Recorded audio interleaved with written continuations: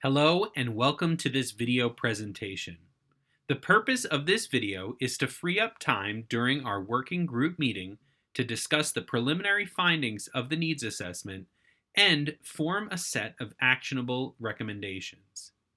We would like to record the Zoom meeting for later analysis, so please review and complete the electronic consent form that accompanied the link to this presentation. We will only be keeping the audio recording for later review. My name is Ryan, and I serve as the principal investigator on the project. The study is being conducted by a team of committed researchers. In addition to myself, the members include Catherine, Yesenia, Taylor, and Cher. A former member of the team, not pictured, Angelica, worked on the project over the summer of 2020. During this video, I will review some of the background on adult education in Ogden, and then walk you through how we acquired and made sense of the interview data. Next, I will present preliminary themes from the data by participant group and end with a first draft of recommendations for making adult high school diplomas and GEDs more accessible in the Ogden area.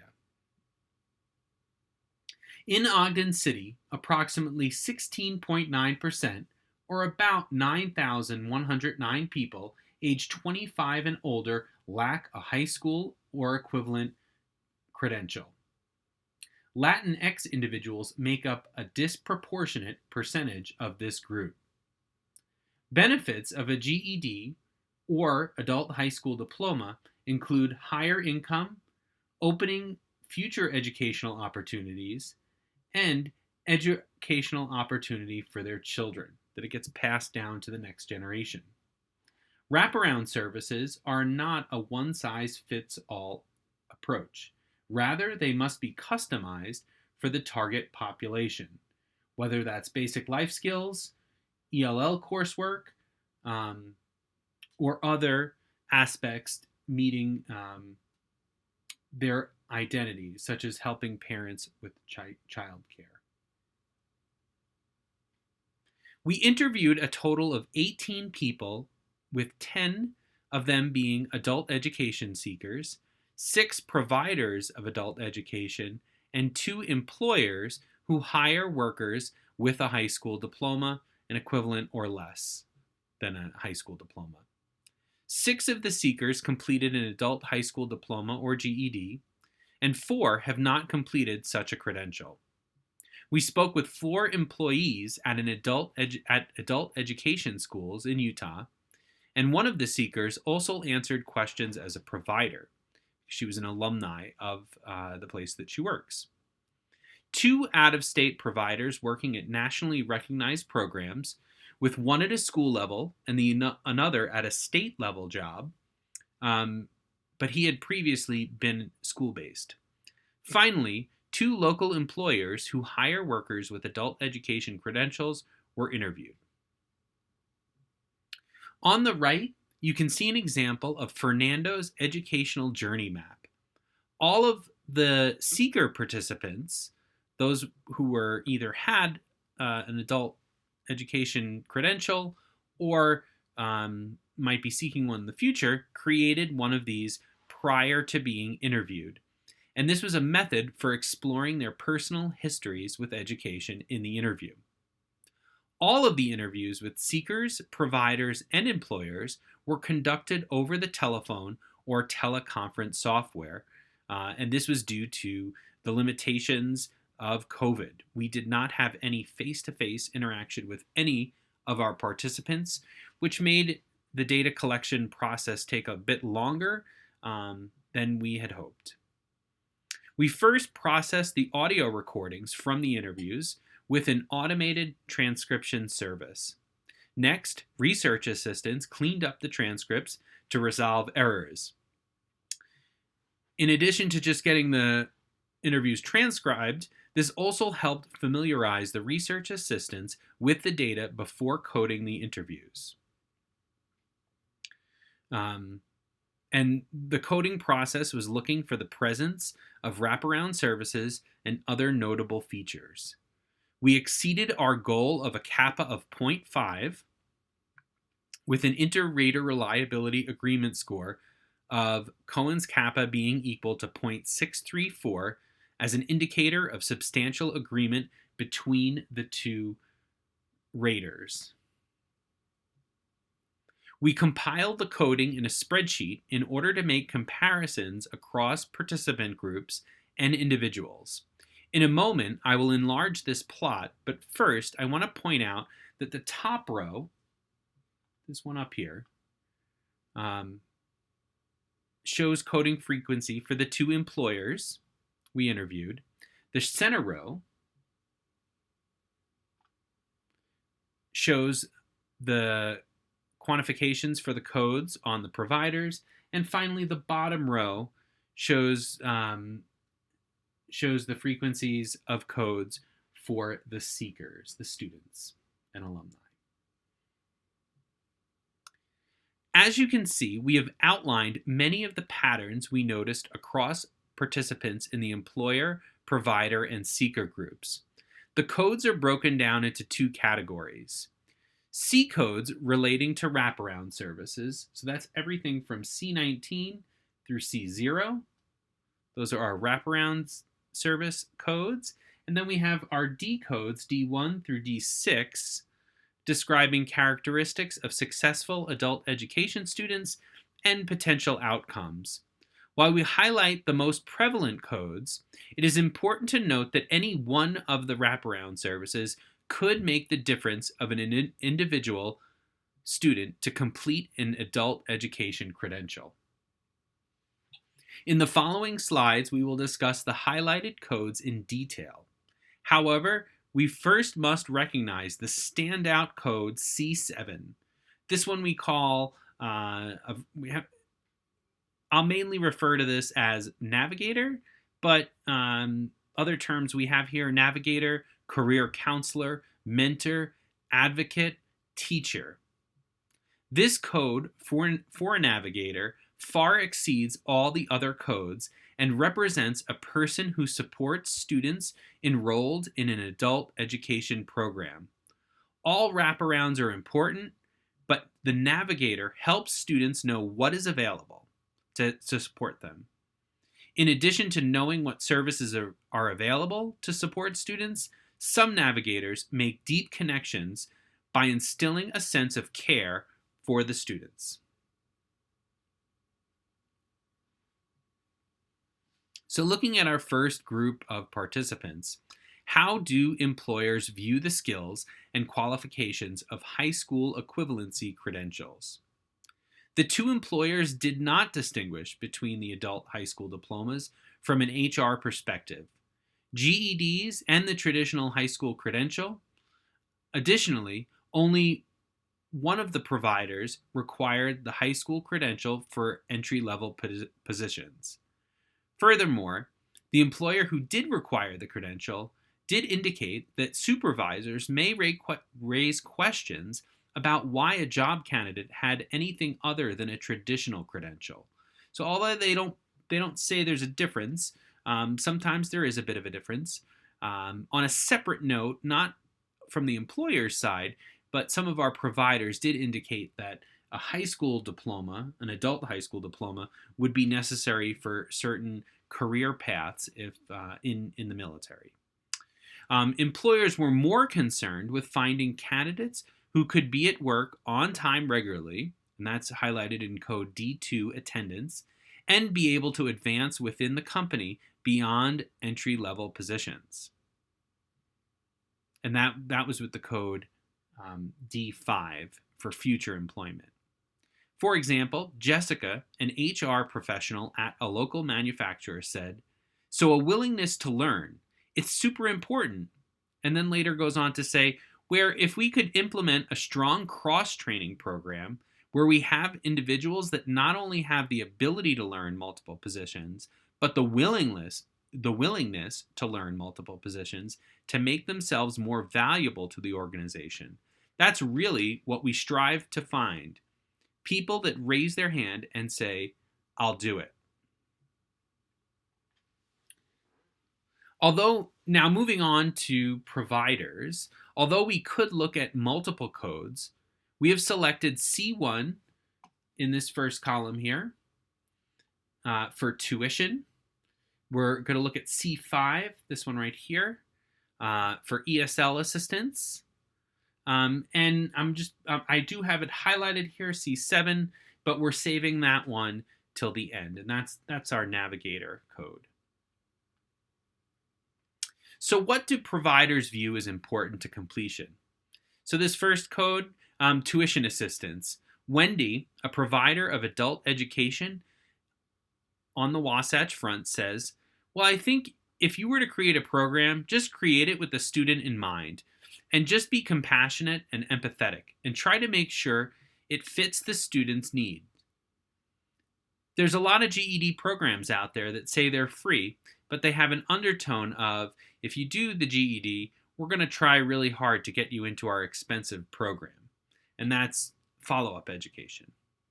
Now, Michael, a provider of adult education at the state level in the Pacific Northwest, although he also formerly worked in a school of adult education, he says, one of the things that would be really helpful to the students if the state could provide it would be tuition. And he's speaking of college tuition. And later goes on to say, we're taking advantage of a federal financial aid rule that's called the Ability to Benefit that allows students who can demonstrate either on a standardized test or through the earning of 6 or more college credits that they can benefit from higher ed.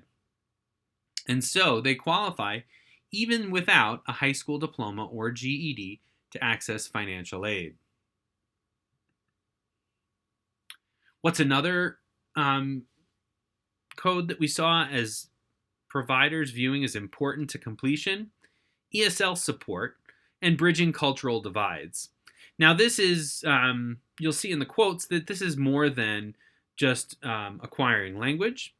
So Matt, a provider of adult education on the Wasatch Front, says, we try to partner with the community. Like, some of it's not just a linguistic issue.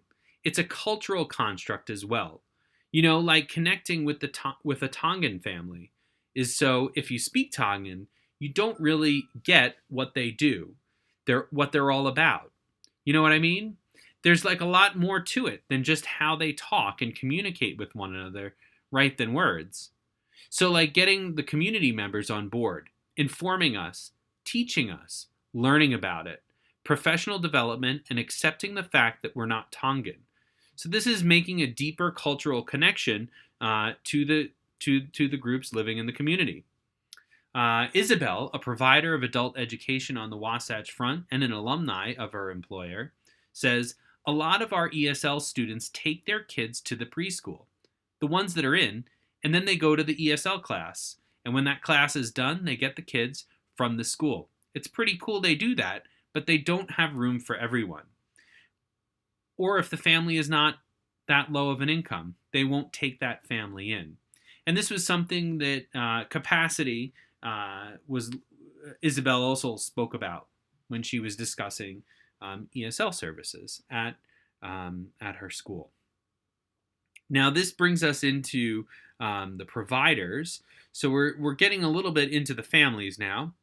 For seekers, we highlight C2 childcare, important aspect of the family, and then furthermore family support over here in C18.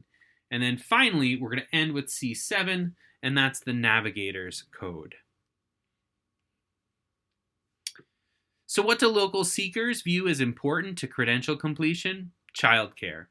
But childcare, as you're going to see in these examples, is not what we might typically think of childcare. That is that, you know, the school might have an on-site daycare, such as Isabel mentioned in the last 2 slides ago. But this is a different kind in these examples. So Emma says, Emma, a GED completer, says, it was kind of hard. I have 3 kids. When I had my apartment, I would have them watch TV, and then I would be in the kitchen working on it, and they would be in the living room, or my mom would help, you know, watch the kids, and I would be working on the homework. It was really nice to have that laptop just about anywhere. I would go to the library, and before work or during my lunch break, I was little by little finishing modules. One thing to highlight here is it's important to note that the laptop was provided by her school, allowing her the flexibility to work when the kids were watching TV and while on a break at work, but she also had her mother helping out. And another case of a student getting helped out by her mother, Patrice, a current adult high school diploma seeker, says, "Yeah, my daughter, she's the oldest. She's 12. My mom, she's usually here when I go to school. So I try to go as much as I can. There's just, like I said, it's kind of hard being a single parent of 4. So I only go a couple hours a day, and then I work, swing shifts. So my days are pretty full." In Patrice's statement, we see how childcare is provided by a family member. This family support makes her current enrollment possible while also working the night shift.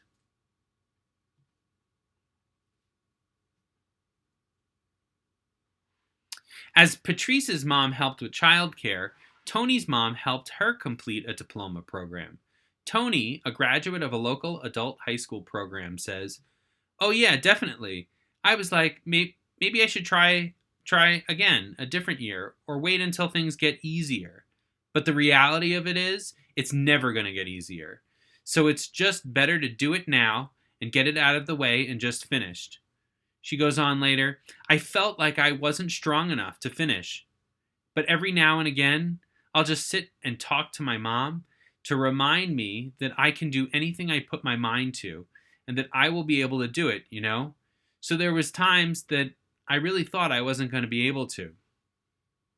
Family support not only helps the student believe in themselves, but seekers recognize the benefit of motivating their own children by example. Our most prevalent code in the navigators may be used, maybe the equivalent, maybe the school equivalent of family support.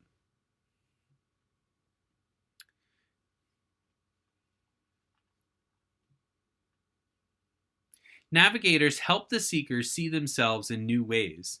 For example, Ava provides advice for creating a new adult education program by saying, "Getting people that can help students in ways that most other schools don't. Like a typical high school, they wouldn't help you get therapy. They wouldn't come and get you to go to school." And later goes on to say, "I would say that other people could do is really working with people, with students to help themselves in a way that they don't want to or don't know how to yet. My advice is getting people who care enough to let other people start caring about themselves." Fernando recalls one of 2 teachers who made a difference in his ability to complete his diploma. "She was just like family. I remember one of the things that she said when she was a little kid. I mean, she saw the struggles from many, many kids at the time.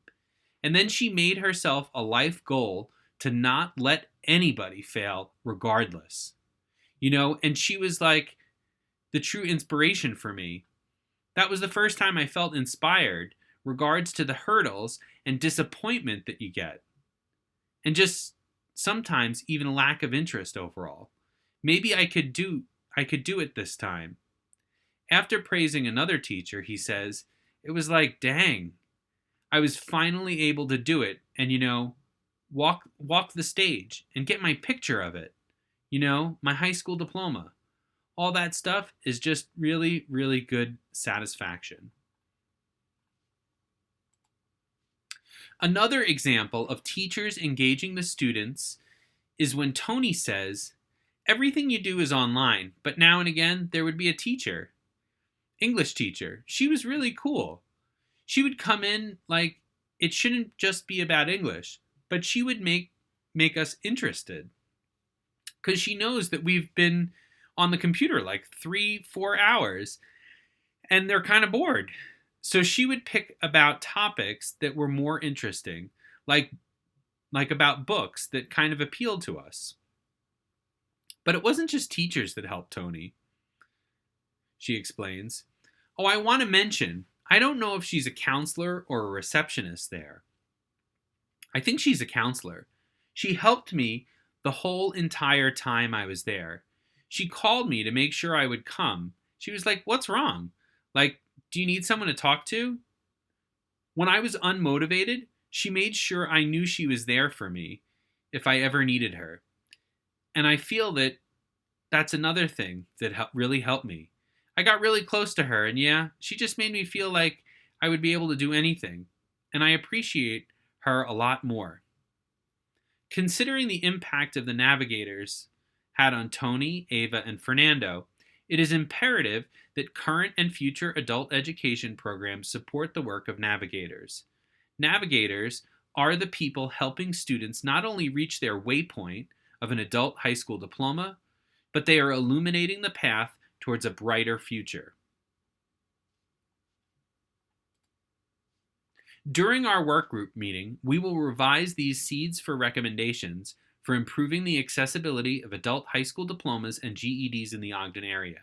I won't read them to you now, but encourage you to spend some time thinking about how these draft recommendations speak to the data I have presented thus far. Please take some time right now to write down any questions or thoughts you would like to discuss. Add your questions or thoughts as comments in the link slideshow. The link is available in the email that came with this video. Since we will be recording the meeting on December 8th to reference in the final report, please review and complete the survey consent form that I've attached. Thank you for taking the time to watch this video.